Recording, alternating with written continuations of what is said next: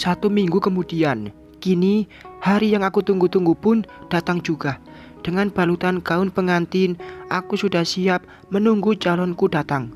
Wajahku sudah dirias sangat cantik oleh sentuhan tangan Darling yang keriting.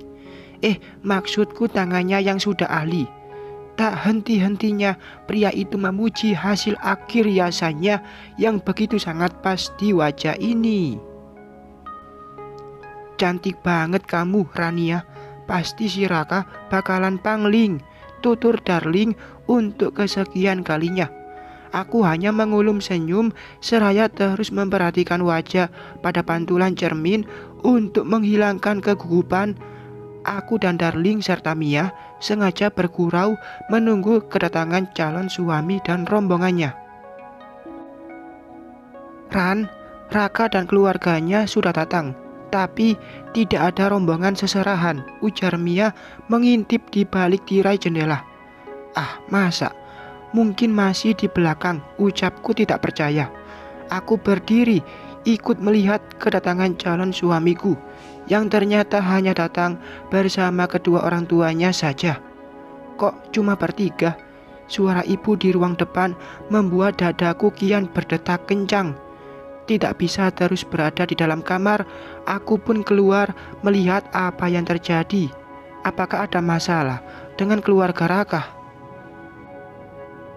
Kini Raka sudah berada di depanku. Ia berdiri begitu gagah dengan kemeja putih yang ditutupi dengan jas berwarna hitam. Peci yang bertengger di kepalanya menambah ketampanan yang dimiliki pria itu. Namun wajahnya tidak secerat biasanya. Berbeda dengan Raka yang menatapku lekat, kedua orang tua Raka justru tertunduk seperti tengah menyimpan kesedihan. Apa yang terjadi dengan mereka? "Bu, Pak, ada apa? Mana yang lain?" tanyaku membuka suara. Kedua orang yang aku tanyai menggelengkan kepala. Sedangkan Raka, dia mengusap wajahnya dengan kasar. "Kah, ada apa?" tanyaku pada pria yang akan menjadi suamiku itu. "Maaf, Ran. Maaf untuk," tanyaku lagi tidak mengerti. Sungguh aku tidak paham dengan apa yang terjadi saat ini. Semuanya benar-benar membuatku bingung. Kedatangan mereka yang tidak sesuai dengan rencana, juga wajah-wajah mereka yang tidak menggambarkan sukacita. "Kah, katakan, ada apa ini? Kenapa kamu minta maaf? Dan kenapa jadi begini?" kataku lagi semakin dibuat emosi. "Rania, dengarkan aku baik-baik. Aku tidak bisa menikah denganmu. Aku sudah menikahi wanita lain. Maafkan aku, Ran. Ini memang tidak ada dalam rencana kita, tapi ini sudah terjadi." Aku menggeleng-gelengkan kepala, tidak percaya dengan apa yang dikatakan Raka. Aku tertawa sumbang menutupi rasa terkejut dan sakit yang menghantam hatiku. "Kamu jangan bercanda, Raka," ucapku masih tertawa sumbang. "Aku tidak bercanda, Rania. Aku sungguh-sungguh. Maaf." Raka kembali berucap. Tawaku terhenti. Ku tatap wajah pria itu dengan sangat tajam. Dia menunduk dalam. "Raka tidak bohong, Rania. Raka memang baru saja melakukan pernikahan dengan wanita lain. Maafkan kami karena sudah ingkar janji. Kamu wanita baik-baik dan pantas untuk menikah dengan laki-laki yang terbaik. Maafkan kami," Bu Fatma berucap seraya terisak.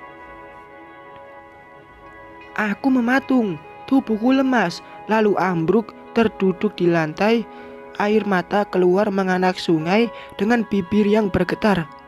Jahat, mereka sungguh jahat. Raka menghancurkan pernikahanku, impianku. Siapa wanita itu? Siapa wanita yang kamu nikahi, Kah? Tanyaku di sisa tenaga.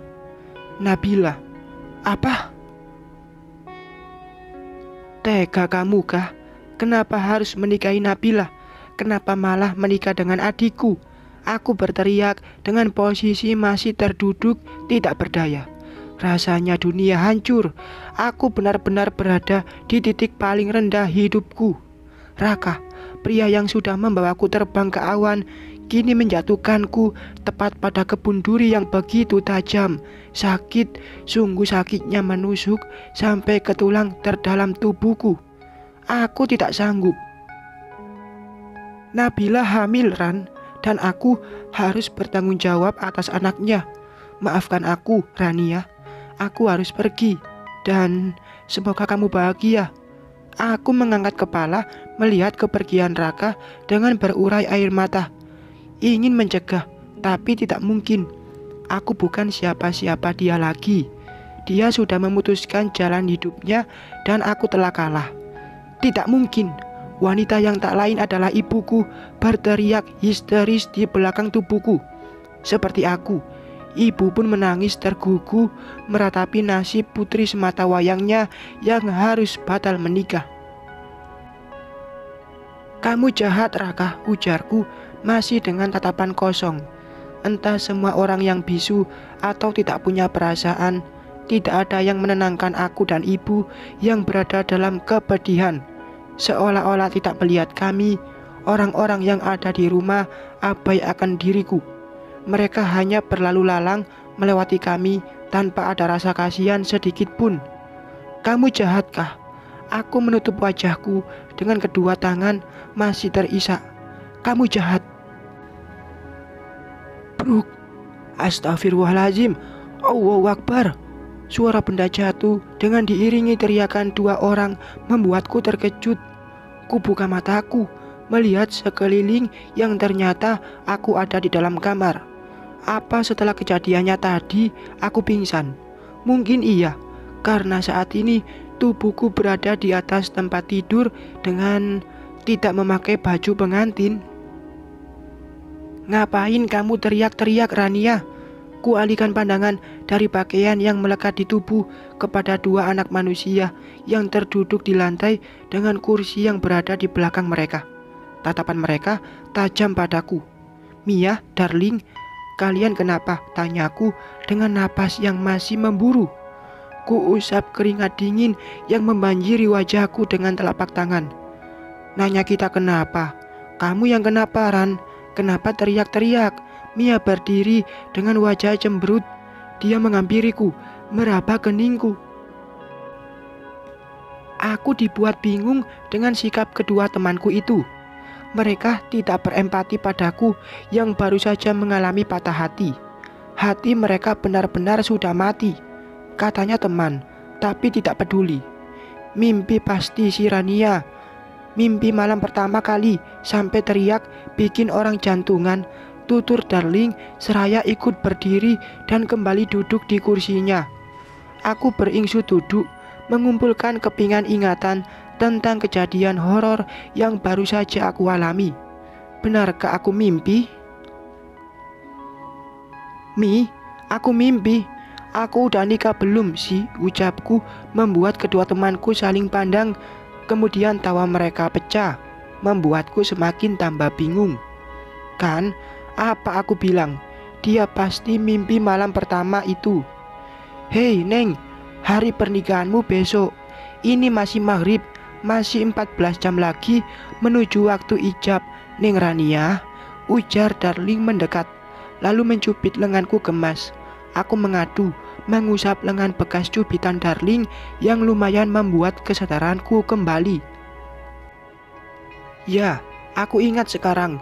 Tadi darling memintaku untuk berbaring selama dia memasang henna di punggung tanganku. Dan ternyata benar saja, henna berwarna putih memenuhi jari-jari dengan begitu indah. Makanya Ran, jangan tidur di waktu menjelang maghrib. Jadi mimpi buruk kan? Mimpi apaan sih? Sampai teriak-teriak, ujar Mia menatapku ingin tahu. Aku menelan ludah yang sekarang mulai lancar.